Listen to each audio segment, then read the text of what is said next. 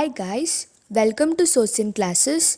This is Hima Hegde presenting before you the current and contemporary affairs in anthropology. Here we have the Gaddi tribal community. Himachal Pradesh has considerable percentage of tribal population in the state. The different tribes in Himachal Pradesh include the Kinnars, Lahuls, Pangwals, Gaddis and Gujjars. Gaddis are people who normally reside in the Mandi, Kangra and Bilaspur district, and the majority of them live in the Kangra district of Himachal Pradesh. The peculiarity of Gaddi tribe is their Kanabosh nature. They are gypsies in true nature as they always travel to the pastures along their flocks.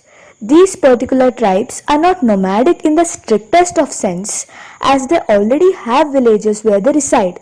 Still, they do make their way of higher pastures in summer season with their flocks. Gaddis are found in the Dauldar range of the state. Some of the Gaddis dwell in Barmapur ranges, that is, in the Chamba district. The origin of the Gaddis is rather unclear, and they themselves believe that their ancestors fled from the plain of India due to the lack of security. During that period, the persecution of the Mughal Emperor Aurangzeb forced them to move to more protected area. There are several castes of Gaddis tribal society named Khatri, Brahmin, Dhangar, Rajput, Thakur and Rana. The people here are usually oriented towards religion and even spirituality. Both Hindu and Islam religions customs are practiced by huge population of the Gaddi tribal community. The difference among the people of the Gaddi community is due to the dressing style. The Gaddi tribal men wear chola, turban or safa and dora, while women wear lingerie. They have black sash on their back as it is useful for them to carry the children with them. In order to meet their daily expenses and living, Gaddi have taken up many occupational activities. The occupation of Gaddis mainly is shepherding. They make their livelihood by rearing and selling sheep, goats, mules and horses. Gaddi tribes have strict moral values to which they try to stick always, even in the worst of circumstances. Indian anthropologists have also observed that Gaddis are highly esteemed for their honesty, friendly disposition, and peaceful lifestyle. Crime is rarely found in this community. Majority of Gaddi tribe speak the Gaddi language, but for writing they use the Takri language. But now the Devanagari script is in vogue. Due to the impact of the modern day culture, the Gaddi tribals have now mastered the Hindi language. The common festivals celebrated among them are Baisakhi, that is celebrated in the month of April, Ser, then Sagrand, Lori and Shivratri. Let us now understand the anthropology of gender. Early 20th century anthropologists presumed that the social and political differences or divisions between men and women were natural. The pioneering anthropologist Phyllis Carberry, who did fieldwork among the Australian Aborigines in the 1930s, depicted women as active agents. Although her material reveals women not to be subservient, nonetheless they are generally subordinate relative to men. Margaret Mead, who also commenced fieldwork in the 1930s, while not concerned with the subordination, demonstrated that ideals of femininity and masculinity vary enormously between groups. Her ideas continue to be relevant. Thanks to the women's liberation movement of the 1970s, a younger generation of women began to question the masculinist orthodoxies in social anthropologies, both in traditions in the fieldwork and the literature. An important distinction which began to be made was that between sex as a biological given and gender as a culturally variable. In this way, it was argued that the divisions of labor and different roles assigned on the basis of gender were no longer accepted as biologically inevitable. While sex at birth is relatively fixed, the meanings and behavior associated with physical, sexual differences were seen as fluid and varied across cultures. In the 1990s, the dichotomy is held to be less clear, but even in the 1970s, it was always recognized that human biology could also be culturally transformed and manipulated. From the mid 1970s, a number of important volumes by women anthropologists made women more visible and also raised key questions about gender and anthropological theory. Contrary to subsequent caricatures in later literature, this strategy never implied that women should be studied separate from men and gender.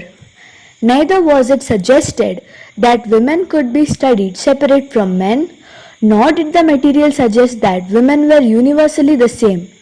The vast cross-cultural range of the early volumes already displayed differences among women. Although masculinity is only recently being studied in detail, gender studies aim to explore the full ranges of gender categories, including androgyny, in different cultural contexts. The impact of gender studies is also apparent in relation to fieldwork.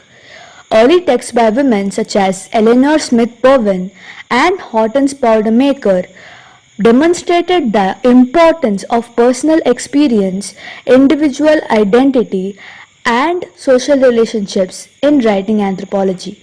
Once marginalized, these texts explored the ideas which are now central to the discipline.